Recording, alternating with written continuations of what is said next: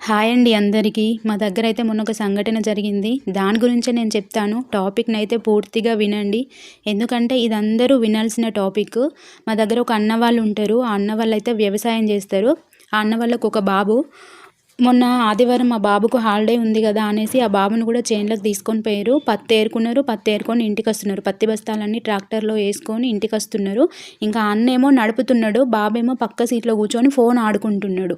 ఎత్తువంపులొచ్చిన దగ్గర ఆ బాబు చేతిలో నుంచి ఫోన్ జారి కింద పడ్డది. ఫోన్ కింద పడడంతో ఆ బాబు కూడా వంగేసరికి ఇంకా ఆ బాబు కూడా పడిపోయిండు పాపం. ఇక బాబు ముక్కులో నుంచైతే మస్తు రక్తం వచ్చింది. వెంటనే హాస్పిటల్ తీసుకుపోయారు కానీ ఏం లాభం లేకుండా పోయింది.